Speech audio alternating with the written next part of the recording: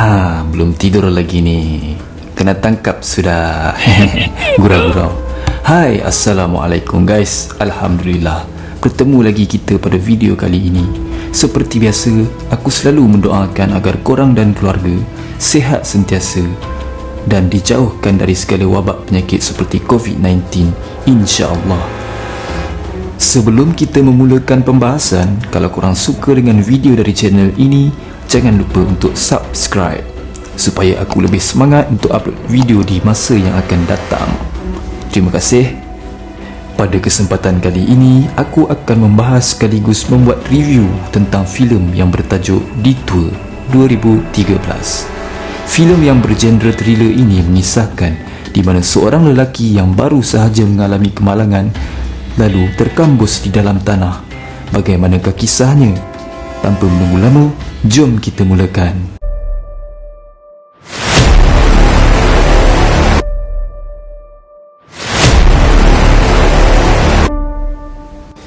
Di awal filem, kita langsung dilihatkan dengan scenes di mana pada ketika itu terlihat video yang dirakam oleh seseorang yang seolah sedang mengalami kesulitan.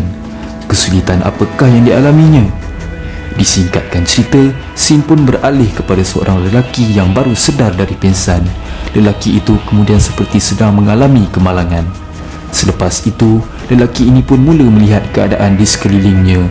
Apabila dilihat, lelaki ini menyedari bahawa keadaan di dalam kereta itu terlihat agak gelap dan tiada pencahayaan matahari dari luar kenderaan.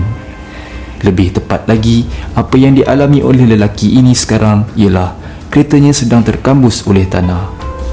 Di saat lelaki yang malang ini cuba membuka pintu keretanya, sudah terang lagi bersuduhlah bahawa keretanya memang boleh dikatakan 80% telah terkambus oleh tanah. Di dalam kepanikan itu pun, si lelaki ini cuba untuk menghubungi talian kecemasan 911, tapi malang langsung tiada signal yang terdapat pada handphonenya. Begitu juga dengan radio di keretanya. Di saat dia berusaha mencari gelombang frekuensi, namun tidak terdapat sama sekali. Tidak lama kemudian, saat dia berusaha untuk menghidupkan enjin keretanya itu malah tidak terhidup sama sekali. Tidak lama setelah itu pun, terlihat saat ini keretanya tiba-tiba bergoncang seolah berlakunya gempa, dan disebabkan itu keretanya makin terkambus ke dalam. Lantas dia pun mula berfikir, jika goncangan seperti ini, sudah jelaslah yang dia tidak berada di dalam kambusan tanah yang rata. Di tengah kepanikan itu pun, dia yang tidak mampu berbuat apa-apa mula menyalakan handphonenya dan merakam dirinya sendiri jika apa-apa yang terjadi kepadanya supaya orang dapat melihat videonya. Dengan perasaan yang penuh pasrah pun, tentu saja dia berserah walau apa pun yang berlaku kepadanya, oleh kerana secara terang-terangan dia tidak mampu berbuat apa-apa untuk keluar dari keretanya. Dan sambil itu, dia mula berharap agar tidak lama setelah itu ada pasukan penyelamat yang mengetahui keberadaannya di situ. Pada saat ini, jam menunjukkan bahawa pada waktu itu adalah pukul 1 tengah hari. Jadi, dia pun memikirkan masih ada kemungkinan yang dia boleh diselamatkan. Lalu, dia pun cuba mengingati apa yang terjadi kepadanya sebelum tragedi ini berlaku sambil melukis laluan perjalanannya. Pada mulanya, perjalanannya terlihat baik-baik sahaja. Namun selepas itu, ada kejadian yang berlaku sekaligus menyebabkan dia berada di bawah tanah tersebut. Korang rasa, apa kejadian yang menimpanya? Beberapa minit berselang, lelaki ini menyedari bahawa bumbung cermin di keretanya mulai retak akibat tekanan yang kuat dari tanah tersebut. Dah tentulah kan, ini bukan perkara yang baik. Kalau cermin keretanya pecah, sudah pasti bahawa segala benda yang berat yang terdapat di atas keretanya akan menghempapnya. Apatah lagi, dia memang tidak mampu berbuat apa-apa, melainkan hanya berdiam diri di dalam keretanya. Bahkan pada waktu itu, dia yang berada dalam keadaan yang panas pun mula menyalakan airconnya. Namun, airconnya hanya mampu mengeluarkan debu. Kemudian, terlihat semut api yang hidup di bawah tanah itu pun mula memasuki keretanya melalui lubang aircon. Namun, terlihat lelaki ini ternyata agak brilian. Dia pun menutup lubang aircon itu menggunakan tip yang dia ada. Lalu, lelaki ini di saat ini pun mula terlihat makin panik akibat tiada tanda-tanda yang dia akan diselamatkan. Setelah pasrah dengan situasi itu, dia pun mula menonton rakaman yang terdapat di dalam handphonenya. Di dalam video itu, kita dilihatkan dengan tunangnya yang bernama Laurie, dan dari video inilah baru kita ketahui bahawa lelaki yang malang ini bernama Jack. Setelah itu, dia pun memutuskan untuk tidur sahaja supaya dapat menjimatkan bateri handphonenya. Disingkatkan cerita, Jack pun kemudian tersedar dari tidurnya dan jam pada waktu itu menunjukkan pukul 8 malam. Lebih kurang 7 ke 8 jam juga Jack telah berada di bawah tanah itu. Tapi malangnya masih tiada tanda-tanda bahawa bantuan akan tiba. Jack yang saat ini mula terlihat sedikit mengalami kesukaran untuk bernafas pun mula mencari celahan lubang agar dia boleh bernafas. Di saat dia membuka cermin kereta, cebisan-cebisan dari tanah itu pun mula terlihat memasuki keretanya. Keadaan tanah yang memasuki keretanya itu juga terlihat basah dan lembik, seolah ia tanah yang mampat. Di sini dapat disahkan bahawa peristiwa yang menimpanya itu adalah dari tanah longsor. Di sisi lain, retak yang berlaku di cermin bumbung keretanya tadi kini terlihat semakin melebar. Lalu Jack pun mula menampal cermin itu dengan tip yang terdapat dalam keretanya tadi. Dan kemudian Jack mengambil kunci steering pula untuk menahan tekanan dari tanah yang menekan bumbung keretanya. Di saat ini, Jack yang terlihat makin dahaga pun mula meminum air mineral yang terdapat di dalam keretanya. Tanpa Jack menyedari, itu hanyalah satu-satunya air yang dia ada. Dalam keadaan yang terlalu dahaga pun Jack menghabiskan air itu. Sudah jelas, tiada lagi bekalan air untuk si Jack. Waktu berganti waktu, saat ini hanyalah keajaiban saja yang mampu menyelamatkannya. Oleh itu, Jack yang dalam keadaan pasrah pun mula berdoa. Setelah selesai, Jack pun sedar kalau berdoa saja tidak cukup jika tidak ada usaha. Dipendekkan cerita, Jack kemudiannya memeriksa bonet belakangnya dari dalam kereta. Untungnya, terdapat serba sedikit kelengkapan yang tersedia di bonetnya. Tapi, apa yang dia mampu lakukan dengan kelengkapan tersebut? Kemudian, terlihat bahawa air yang tersalur dari tanah pun mula menembusi cermin keretanya. Jack yang dahaga pun mula meminum air yang tersalur dari saluran tanah tersebut. Di saat ini, Jack pun mula membuat lubang kecil di cermin keretanya yang retak, dengan harapan dia boleh menadah air itu supaya dijadikan bekalan minumannya. Di ketika ini pula, Jack yang tidak tahan lagi untuk membuang air kecil lantas memancut begitu sahaja di dalam keretanya dengan menadah menggunakan botol mineral.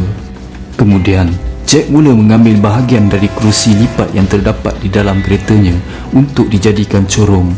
Selepas itu, Jack pun mula melubangi lagi atap cermin itu dengan tujuan supaya corong itu boleh cecah ke permukaan. Supaya lorong itu tetap lurus, Jack kemudiannya mengambil penutup botol lalu dilubangi dan dimasukkan dengan tali. Lalu, Jack yang saat itu sedang terlihat lapar pun mula memakan sekeping biskut yang tersisa di dalam keretanya. Walaupun hanya sekeping, sudah tentu sangat berharga bagi Jack, lagi-lagi berada di dalam keadaan yang begini. Untuk minuman pula, Jack hanya meminum air yang ditadahnya sebentar tadi. Setelah selesai makan dan minum, Jack mula menyambung lagi kerjanya tadi, lalu menolak corong yang dibuatnya tadi supaya boleh mencecah ke permukaan.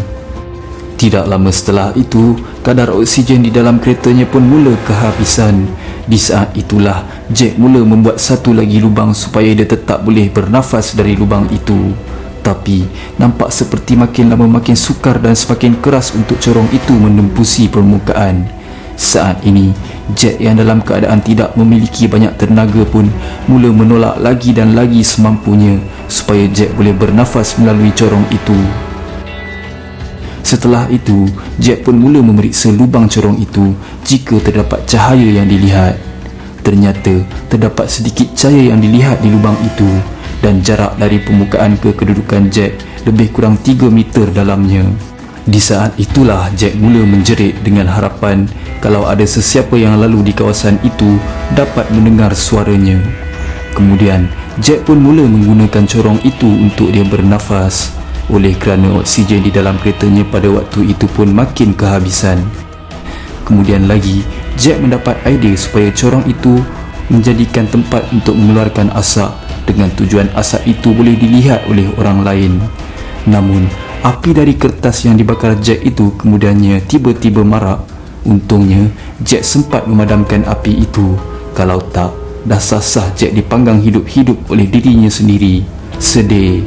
Saat Jack mula melihat lagi melalui lubang itu, tiba-tiba keadaan di dalam keretanya itu mula bergoncang lagi, dan kali ini Jack yang malang mula terhantuk oleh besi corong yang direkanya tadi.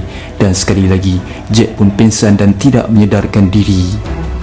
Tidak lama kemudian Jack pun telah tersedar dari pingsan dan mendapati kepalanya yang terluka itu mengeluarkan begitu banyak darah.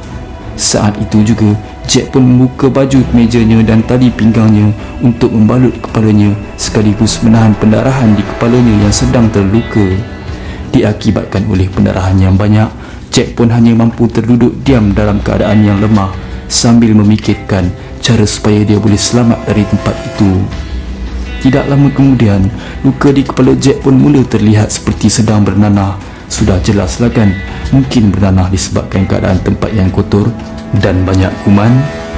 Setelah beberapa minit berselang, keadaan di kereta itu pun mula bergoncang lagi. Dalam keadaan itu pun, bumbung di tempat duduk belakang pun mula terlihat kemik. Nak tak nak, Jack kenalah buat something kan. Lalu, Jack pun sedaya upaya menahan bumbung itu dengan menggunakan barang yang dia ada. Di saat ini, Jack yang terlihat mula kehausan pun secara terpaksa mula meminum air kencingnya sendiri. Tanpa memikirkan hal yang jijik, dia pun melanjutkan meminum air kencingnya. Lalu, sisa-sisa biskut yang hancur pun dihabiskan oleh Jack. Dalam keadaan ini, walaupun cebisan biskut pun sangat memadai baginya. Kemudian, setelah tiada lagi lubang-lubang yang dibuat oleh Jack sebentar tadi, Jack pun mula mengambil tayar spare yang terdapat di dalam keretanya untuk dijadikan sebagai saluran pernafasannya. Macam mana korang rasa kalau korang yang berada di tempat Jack? Kalau aku memang panik lah kan, nak memikirkan cara untuk keluar lagi. Silap-silap tak sempat pun nak fikir semua tu kan. Adakah Jack selamat keluar dari keretanya yang terkambus oleh tanah longsor yang sedalam 3 meter itu? Atau hidup Jack akan berakhir di situ? Keseluruhan filem ini, dari penilaian aku sendiri, aku bagi rating 6.5/10 disebabkan dari awal sampai habis, babak dalam filem ini mampu membuatkan aku menggigit jari. Kalau di IMDb, filem ini mendapat rating keseluruhan 5.8/10. Kalau korang tertanya-tanya akan pengakhiran filem ini, aku sertakan link di ruangan komen untuk korang menonton. Sekali lagi, aku selalu mendoakan agar korang dan keluarga sihat-sihat selalu dan dijauhi dari sebarang kecelakaan seperti ini. Dan tak lupa juga, kalau korang suka dengan konten yang tak seberapa dari aku ini, silalah untuk like dan subscribe. Dan jangan lupa untuk menekan tombol loceng juga supaya korang tak lepas setiap kali aku mengupload video. Sampai di sini saja pembahasan dan review kita. Semoga kita berjumpa lagi di lain hari. Thanks for watching. Aku gerak lu. Assalamualaikum.